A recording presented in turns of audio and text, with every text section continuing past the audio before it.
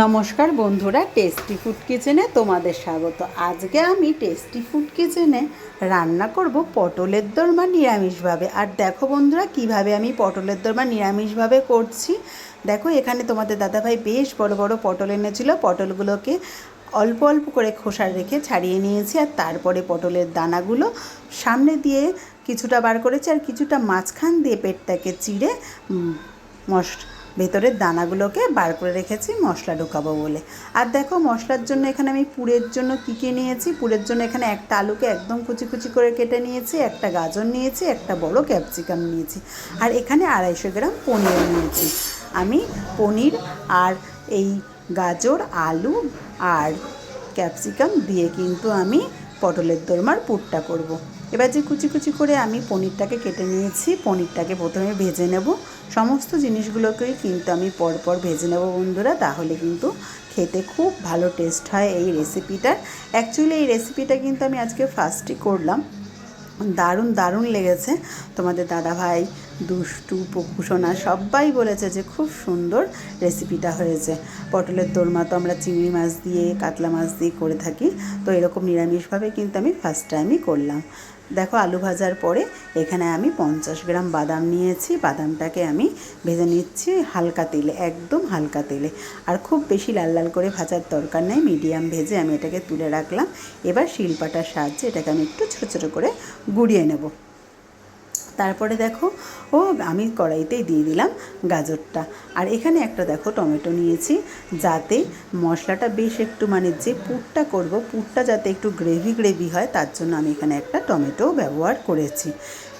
পরে আমি যে গাজর দিলাম, গাজরের পরে আমি দিয়ে দিচ্ছি কিন্তু ক্যাপসিকামটাও হালকা ভাজা হয়ে গেলে আমি এর মধ্যে দিয়ে দেবো কুচানো লঙ্কা। এখানে আমি 7-8টা লঙ্কা দিয়েছি, পরিমাণ বুঝেই তোমাদের লঙ্কা দিতে হবে, আর যে যেরকম ঝাল খাবে সেই বুঝেই লঙ্কা দিতে হবে। তারপরে পটলের ভেতর থেকে যে দানাগুলো বার করে রেখেছিলাম, সেখানের থেকে আমি যতটুকু নেওয়া যাবে একটু কচি, একদমই কিন্তু পাকা কোনো দানা নিইনি, কচি অংশটুকুই কিন্তু আমি এখানে ব্যবহার করেছি।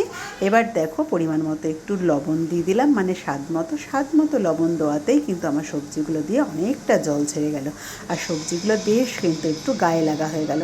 আর একটু ভালো করে গায়ে লাগার জন্যই কিন্তু আমি এখানে একটা টমেটো দিয়েছি।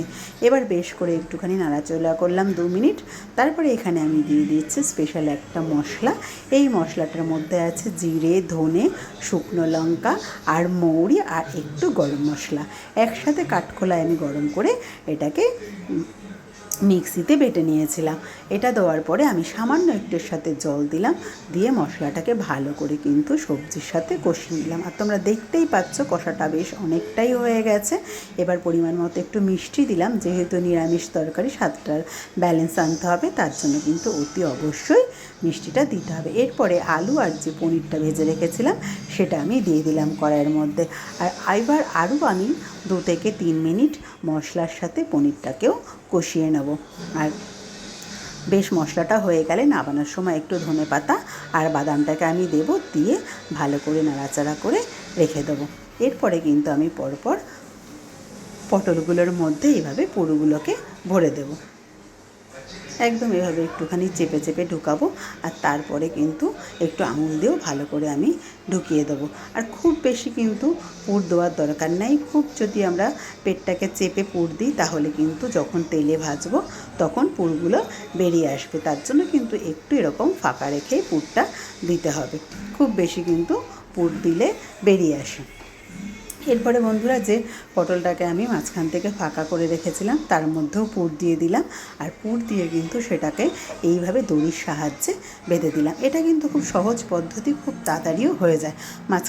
পটলের মাঝখানটার থেকে ভাগ করে সেটার মধ্যে দিয়ে দানাগুলো বার করে ওখানে কিন্তু আমাদের পুরটা দিতেও সুবিধা হয়, করতেও সুবিধা হয়। আমি দুটো প্রসেসই তোমাদের দেখিয়ে দিলাম বন্ধুরা, তোমাদের যেটা সুবিধা মনে হবে সেভাবেই করবে। এরপরে দেখো, পটলগুলো এরকম লাল লাল করে হালকা স্টিমে কিন্তু ভেজে নিলাম। বন্ধুরা, আমার এই রেসিপিটা তোমাদের যদি ভালো লাগে অতি অবশ্যই একটু বেশি করে লাইক কমেন্ট করে দিও, আর আমার রেসিপিটা কিন্তু শেয়ার করে দিও বন্ধুরা। আর ফেসবুক থেকে দেখলে আমার পেজটা ফলো করে দিও, ইউটিউব থেকে দেখলে একটা সাবস্ক্রাইব করে রেখো বন্ধুরা নতুন ভিডিও পাওয়ার জন্য। এবার দেখো আমার কড়াইতে যেটুক তেল ছিল পটল ভাজার পর, সেই তেলের মধ্যে আমি একটা তেজপাতা, গরম মশলা, জিরে আর একটা শুকনো লঙ্কা ফোড়ন দিয়ে দিলাম।